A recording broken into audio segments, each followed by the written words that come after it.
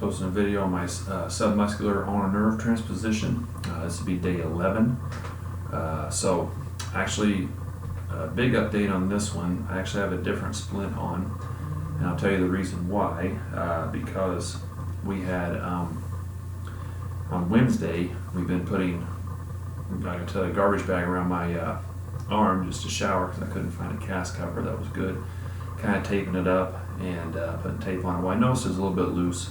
I didn't think anything of it and got in the shower, and I didn't spray water directly on this arm, but I was kind of washing my arm and underneath up to my armpit and such. And noticed when I laid down Wednesday, I didn't notice till I laid down, but it was damp back in here. I could feel dampness and kind of a stick in my arm down in there, and it was irritated a little bit. And then I started feeling like dampness in my elbow area around my incision and stuff. So I started worrying that I got my incision wet.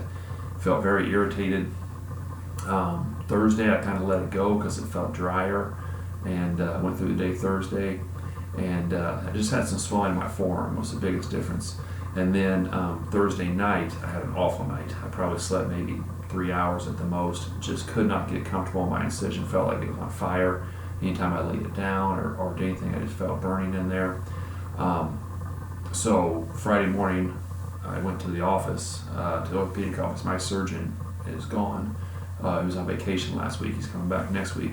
Went to the orthopedic office, and so they were like, well, we need to take a look at it and redress it if you think you got it damaged. So I was very nervous about that. They took the whole wrap off, the splint off. I was trying to hold my arm as steady as I could. The lady's like, you just got to relax. I said, well, I'm not supposed to move my arm until next Thursday. But anyways, she checked it. The incision was good. Said it wasn't really damp. The incision looked good. She said no drainage or anything that she could see. It looked like it's healing good. So she re-splinted it. Well, the problem I'm at now is when she put the new splint on, she put it at a 45-degree angle. So you can see right here how it's more of a 45. And before it was at a 90. And I didn't really notice that until I got home. And kind of was like, what's going on? So as I was doing some reading, I read that pretty much, as you can read this stuff online, the standard protocol for these transplants or transpositions are, if you do a subcutaneous, they splint it at a 45-degree angle, which mine is now. If they do a submuscular, they splint it at a 90-degree angle, which I was at before. The reason for that is to help, they say, that flexor pronator mass in there, the muscle, to heal up better, because they have to cut that muscle to put the nerve underneath of it. So I called the office back, and it's much less comfortable at this angle. To be in a sling, it's awful. I can't get comfortable with it. So I called the office back and talked to the nurse, and she's like, well, she said, what are you concerned about? And I said, well, the healing, mainly, because I said, I don't, you're taking this arm from this angle, and now you're moving it down here and stretching that muscle as it's healing. So she said it would not be an issue with the healing at all. She said, in fact, the other doctor in their practice, the other hand surgeon in their practice, they have many doctors, but the other hand surgeon, she said, unsplints his submuscular patients after 3 days, she claims. So she said it's not going to be a problem with healing. She said, you are, just fine there. But she said, if it's uncomfortable, you can come in, we'll take it off, rewrap it at a 90. And I said, well, I'm not going to mess with it at that if it's, if the healing's going to be okay. So that's where I'm at now. I'm a little worried about the healing process, like I said, because it was like this for 8 days, and then now it's moved down to this angle, so you can see that lengthens that muscle in there. But it, I'm telling myself it was sewn together like this for 8 days. It should have had time to heal on itself, and all it did was move down to here. That shouldn't have been enough to really affect it. So I'm upset that I went in and did it. I should have just stayed home and not done anything. It turned out it was fine. I think I was just entering a new phase in how it feels in the healing process, because now I've been like that ever since I come back from even getting this rewrapped.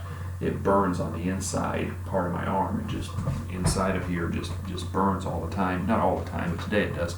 But when I lay down especially, I can't lay it with any kind of pressure on that spot, or it just burns like fire.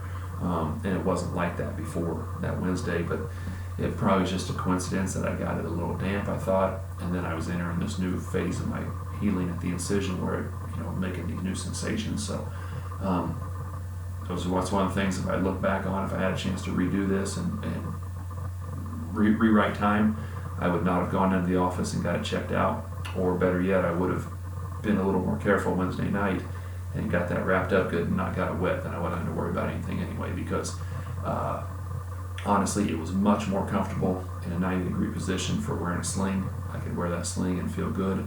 Didn't have any problems there, and obviously that's the way it's supposed to be to help that mass heal up. But I don't think I've caused any problems, because, like I said, she said the other doctor takes his out of the splint after three days or so. And then I've seen some other submuscular videos online now where guys say, or some people say they were unsplinted after a week, unsplinted and able to move around. So I'm thinking, I was in the splint at 90 degrees for 8 days, holding the muscle like this. So moving it down, realistically, lengthening the muscle maybe ½ inch or so, making the muscle longer shouldn't really affect anything. So hoping that's the case. I still have really good movement in my hands. In fact, I can make the best fist that I've made since then. I can't squeeze it super tight, but having a lot of swelling in my hands. I don't know if you can see the difference in my thumbs right there with each other. They're kind of, this one's obviously quite swollen, and I had that swollen at the wrist too. The new wrap that she put on is just really tight around my wrist, and swelling in my hands, so that's continued to be an issue there with the swelling. But trying to take ibuprofen to manage that and elevate it if I can, but that's where I'm at. I'll probably update. Like I said, I'm scheduled to get this off Thursday, and I'll see the surgeon on Thursday, which I'm looking forward to, because then I can ask him questions and make sure he can reassure me, hopefully, that flexor pronator mass is healed on there like it's supposed to, and we didn't have any issues with moving it from a 90 to a 45.